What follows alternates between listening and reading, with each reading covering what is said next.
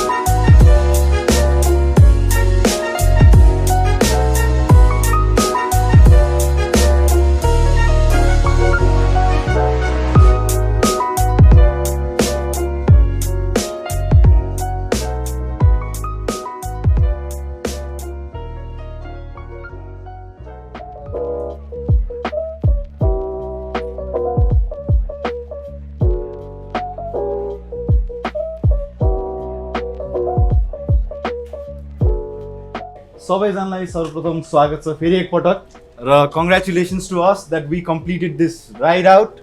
आज पनि हामीहरुसँग केही गेम्सहरु छन् सो आज चाहिँ हन्डाले well they come up with a magnum prize that is shark helmet है and it's worth 50,000 Nepalese rupee है त आज तपाईहरु मध्ये एक जनाले चाहिँ हैन खेल कसरी खेल्नु हुन्छ त्यो हिसाबमा यो जित्नु हुन्छ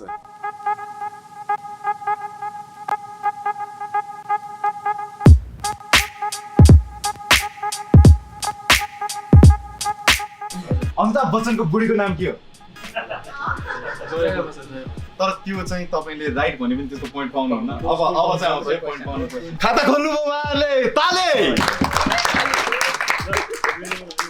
20 points they were the highest ones हन्डाको नाम राखेको छ केटाहरुले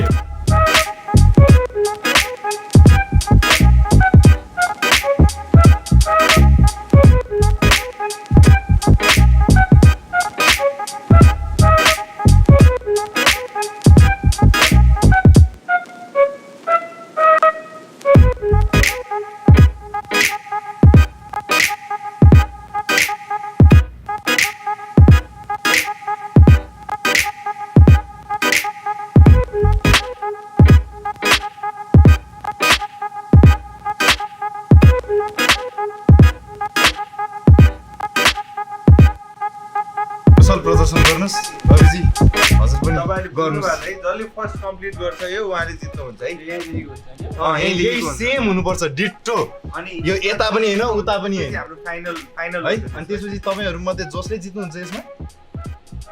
समर्थसँग फाइनल खेल्नुहुन्छ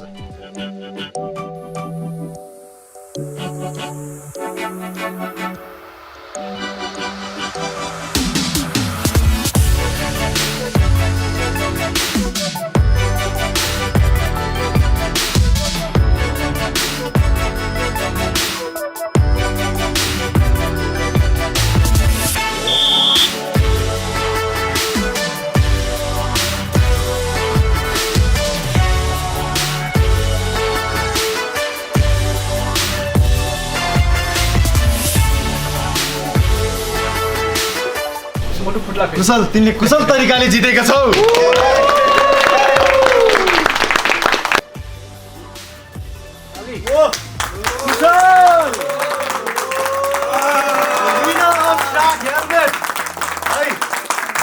CB350 राइड आउटको विनर हुनुहुन्छ कुशल Shakya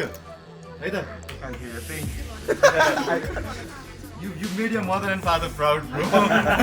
Winning this ride and yourself proud. नमस्ते सबैजनालाई म चाहिँ उत्सव लिगल र प्रोफेसनली हेर्दा चाहिँ म चाहिँ मोटो ब्लगर हो सो आज बेसिकली भन्नुपर्दाखेरि हन्डाले जुन अरू राइड अर्गनाइज गर्नुभएको थियो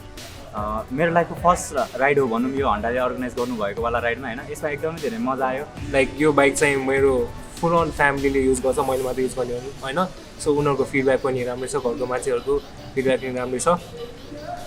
अनि आजको इभेन्ट कुदा गर्दा it was a good event सबै धेरैजना मान्छेहरू पार्टिसिपेट गर्नुभएको थियो like future customers of the company पनि आउनुभएको थियो सो उनीहरूलाई प्रब्लली पनि राम्रै लाग्यो होला bike as a whole it's a good package of a bike मैले यो होन्डा हाइनेस CB350 लिएको 8 महिना अगाडि मैले यो बाइक लिएको थिएँ र मैले बाइक लिँदाखेरि मुख्यतः म 3टा चिजमा प्रायोरिटी दिन्छु त्यसको सेफ्टी त्यसको कम्फर्ट र प्राइस र मैले लिँदाखेरि त्यो बेलामा र स्टिल अहिले पनि यो 3टा चिजलाई चाहिँ प्राइसले म्याच गर्ने बाइक भनेको यो होन्डा हाइनेस चाहिँ मैले भेटाएको छु र thank you so much for this र म यो बाइक लिएर नेपालको प्रायः हाइवेहरूमा म मुभ गरिरहेको हुन्छु र म रेगुलर बाइक युज पनि गरिरहेको हुन्छु म यो चाहिँ हाई अल्टिच्युडको लेभलमा कुरा गर्दाखेरि मैले जोमसमसम्म यो बाइक लिएर गएको छु I didn't found any trouble while driving this bike up to that much altitude जोमसमसम्म राम्रोसँग लिएर गएँ र रेगुलर फ्रिक्वेन्टली अफिस युजको लागि मैले बाइक चाहिँ युज गरिरहेको हुन्छु Handling is the best part of the bike. The engine is the smoothest. अब अरू कुरा भन्दा बाइक overall performance चाहिँ up to the mark छ. So if you new riders are trying to buy one, then you should really get one because it's really comfortable and it will get you to wherever you are.